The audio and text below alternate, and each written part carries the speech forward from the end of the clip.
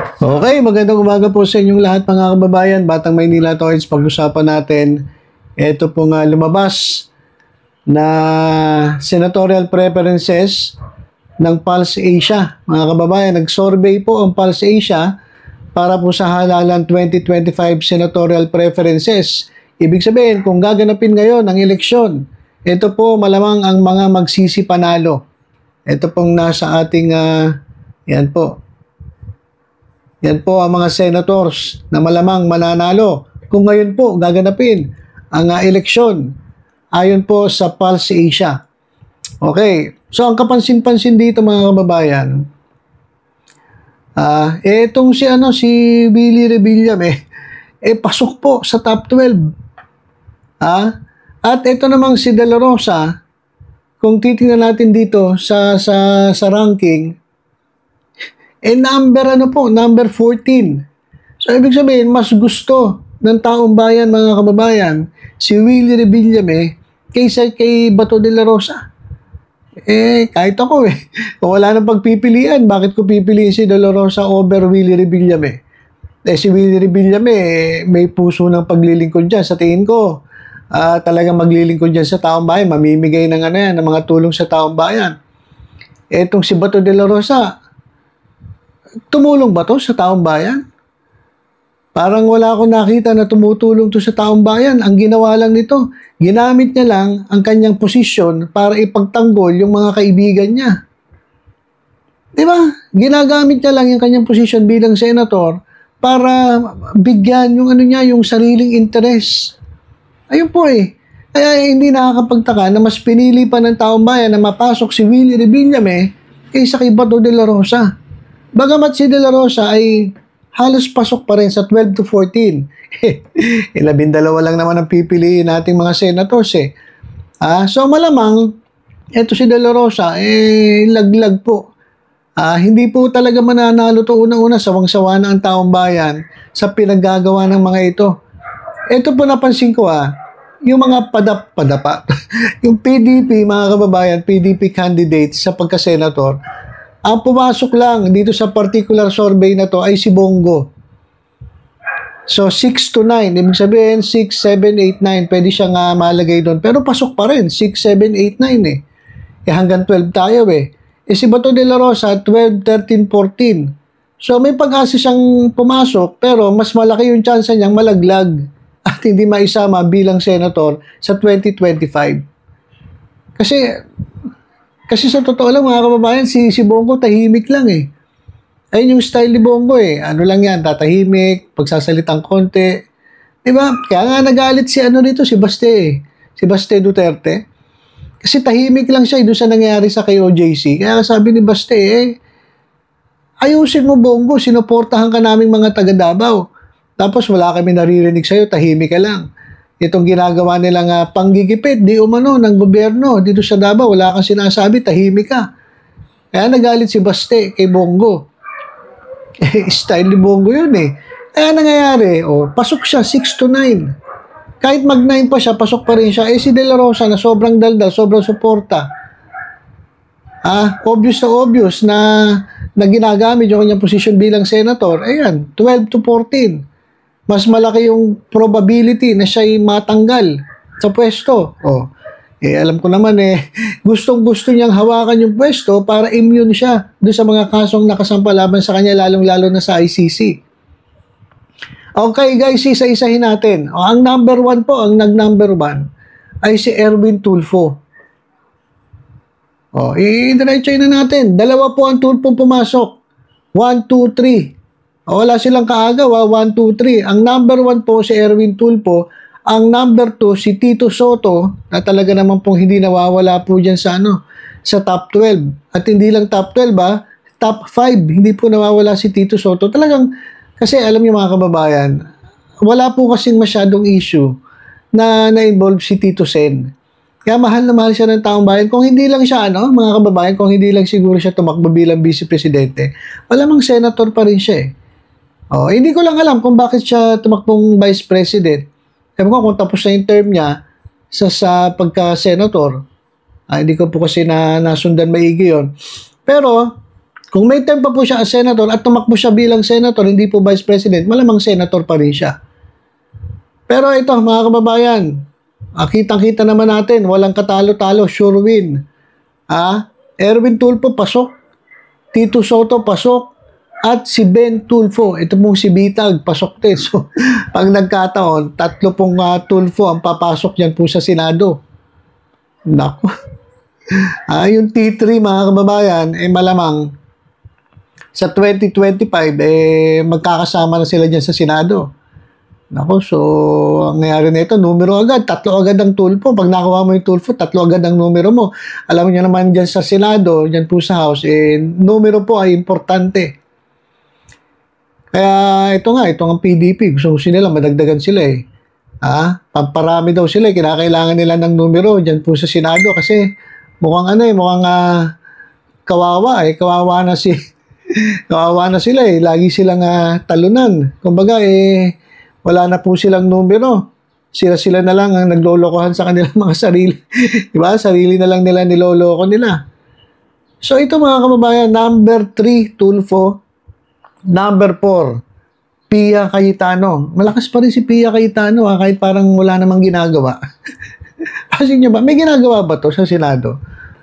Yung taga-awat dun sa kapatid niyang si Alan Peter Cayetano na mahilig din mang-away. Di ba kung matatandaan niyo, inaway niya si Binay, inaway niya si Mig Subiri. So ito taga-awat ng kanyang kapatid na si 10,000 hanggang ngayon hindi pa nabibigay ni Alan Peter Cayetano. Pangako niya 10,000 si 10K. Hindi pa rin po naibibigay. So ito talaga tong mga politiko na to, magaling pa nga mangako. Galing-galing nila mangako pero pag nanalo na, wala na, hindi na tutuparin yung kanilang mga pangako. So yung mga ganong klaseng mga politiko, dapat tinatanggal po natin yan. Dapat di po natin sinasama sa listahan natin yan. Huwag na po natin ibalik sa pwesto yung mga ganyang klaseng mga tulongges na puro pangako pero hindi naman tinutupad. Number 4 to 6. Ibig sabihin, 4, 5, 6 pwede siya. Bong Revilla Jr. Yan, si Budots. Alright, so number 5, 6, 7, 8 na song. Ito, mahaba-haba yung kanyang range. 5 to 9, Willie Revillame. Si Kuya Will, mga kababayan, at mukhang maganda. Kahit pa paano, mga kababayan, sa tingin ko naman makakatulong to. At hindi po siya tumatakbo under PDP, independent. Siguro ayaw niya rin masira yung pangalan niya kasi nakita naman niya na mukhang palubog na itong mga Duterte. Pagamat siya supporter ni Duterte, tumakbo siya as independent candidate at hindi siya sumama dun sa PDP laban kasi mautak din to. Alam niya kung sino yung mga iwasan niya. Kaya naman hindi siya umampi sa PDP, hindi katulad ni si Jimmy Bondoc. Di ba? Sumama siya sa PDP. Tingnan mo, tanggal siya. Wala siya. Di ba? Wala. Si Philip Salvador, wala rin. So, tama yung desisyon ni Willie Revillame na tumakbo bilang independent. Kasi kung sa PDP siya, di kasama siya nadadapa ngayon. Kasama siya dun sa mga ine-chapwera ng taong bayan ngayon, di ba? Number 6 to 9, Ping Lacson. Ito, magaling din to, si Ping Lacson. 6 to 9 din. Tatlo bali ang 6 to 9, 6, 7, 8, 9. Doon po may pwesto. Si Lacson, si Bongo, at si Manny Pacquiao. Ako mga kababayan, kung kay Manny Pacquiao lang at kay Bongo, Manny Pacquiao na ako. Kung kay Manny Pacquiao lang at sa mga kandidato ng PDP laban, Pacquiao na ako. Kahit pa paano, matulungin din itong si Manny Pacquiao. Pero, kasi Senado yan, gagawa ka ng batas, hindi sapat yung matulungin ka Kailangan may utak ka rin di ba? Tingnan natin kung may magagawa to si Pacquiao. Ito nga 10 to 11. Lito Lapid. Ano bang ginawa nito ni Lito Lapid? Wala namang ginawa to si Lito Lapid Mas maraming oras pa nga to dyan sa Batang Quiapo Di ba? Tapos wala ka nang ginagawa. Na-involve ka pa sa Pogo. Napagbintangan pa na na protector ng Pogo. Diba? Ito nga daw yung kaya galit na galit si Tony Toto Kausing dito. At galit na galit din si Lito Lapid kay Toto Kausing kasi sinabihan nga na itong sila Lito Lapid ay miyembro ng Komite de Silencio. Ito yung mga tahimik lang at walang ginagawa dyan sa Senado. Ha? Oh, sumunod kay Lito Lapid, ito talaga sa sa listahan, number na to? 2, 4, 6, 7, 8, 9, 10, 11. Si Amy Marcos. Pero ang kanyang numero ay 10, 11, 12, 13. So, pwede siyang matanggal. Pwede pa rin siya matanggal kasi umabot siya dun sa range na hanggang 13. 12 lang ang kukunin So, ito si Amy Marcos ay nakapwesto, number 11, pero pwede siyang malaglag sa 13. Yan po si Amy Marcos. Alam mo, dami ng issue na ito ni Amy Marcos Imbis na suportahan niya lang ang kanyang kapatid na presidente, kumakampi pa dun sa kalaban. Number 12, Abby Binay. Wala na pala si Nancy. Si Nancy pala ay tumatakbong doon sa Makati. So, Abby Binay ang papalit at 11 to 14. So, 11, 12, 13, 14. So, 50-50 na pwede siyang pumasok at pwede siyang matanggal sa top 12. Si Abby Binay. So, ganun din ang ganun din ang kalagayan ni Kiko Pangilinan. Itong iyakin. Itong mahilig magsampa ng kasong kasong cyber libel sa mga vloggers.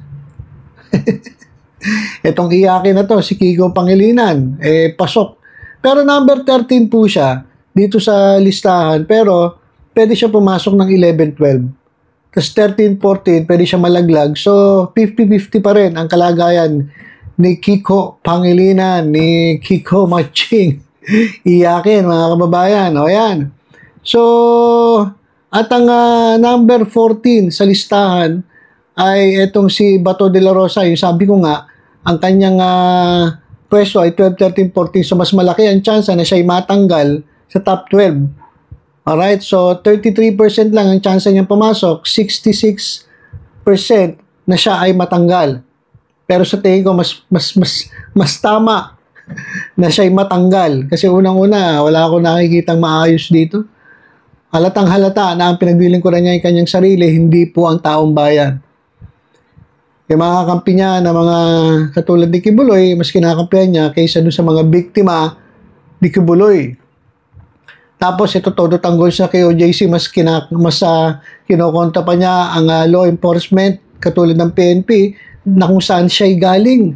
Galing siya sa PNP, pero bakit ganun? Ba't sinusuportahan mo pa yung mga sinusupil ng pulis? Kaya karapat dapat lang na ikaw talaga ay malaglag dyan sa pwestong yan at hindi ka makapasok sa top 12, Mr. Bato de la Rosa. Sa totoo lang. Kaya yan, mga kababayan, yan po yung ating pinost ng usapang kongreso. At kapansin-pansin dito, ito nga si Kuya Will, pasok po sa Magic 12. Nakasulat nga dito, television host Willie Revillame is included, kasi kasama si Kiko Pangilinan, included in the winning circle of Pulse Asia Senatorial Preferences Survey for Halalan 2025. Ayan, mga kababayan. Congratulations kay Willie Revillame. Mas gusto mo naman siya kaysa kay Bato de la Rosa. Ito, may mga nagko-comment dito. May nagko-comment. Saka pansin ko, tignan mo. Si Marcoleta tuloy. Si Marcoleta na todo suporta rin kay Sara Duterte, wala rin dito. Yung padapa senators, yung PDP senators, pumasok lang si Bongo. At the rest, wala. Kaya talagang wala na po talaga itong padapa. Wala na po talaga itong PDP. Talagang ayaw na ng tao sa Team Duterte. Kahit pa itinaas ng kamay nila ni Duterte at kaya meron pa silang yung ads na campaign ads na para silang nasa impyerno, yung background nila kasi may apoy-apoy. Wala po. Wala po talagang hatak na, wala na pong dating ang Team Duterte. Ito nga, hirap na hirap sila mag-maintain ng kanilang posisyon sa mga surveys. At si Bato de la Rosa, laglag na. Ang tanging naiiwan na lang si Bongo. Sa tingin ko, bandang huli, bibigay din to. Matatanggal to kasi maraming magpapakilala, lalo na pag dumating na ang kampanya, marami tayong may kilala, mas magagaling pa dito sa mga kandidato ni Duterte. So, yun lang po mga kababayan. Basta, paalala ko lang sa inyo, piliin po natin yung mga kandidato na talagang para sa taong bayan. Kita naman natin kung sino-sino yung mga nakapwesto ngayon na ang pinaglilingkuran ay yung sariling kapakanan at hindi po naglilingkod sa bayan. O hindi po inuuna ang taong bayan, kundi ang inuuna kung hindi kanyang bulsa ay yung kanyang kanyang pangarap, kanyang political agenda. Yan po ang mga dapat nating iwasan. Ang piliin po natin na yung talagang naglilingkod para sa tao, ay may puso para sa tao, at yung alam natin na talagang hindi tayo pababayaan at madali nating malapitan. Kasi itong katulad ni De La Rosa, ni Bongo, wala puro pansarili lang ang iniisip ng mga ito. Okay, so yun lang muna mga kababayan. Basta tutok-tutok lang po kayo dito sa Batang Maynila. Ito ay sa iba pang updates. Ingat po tayong lahat. God bless po.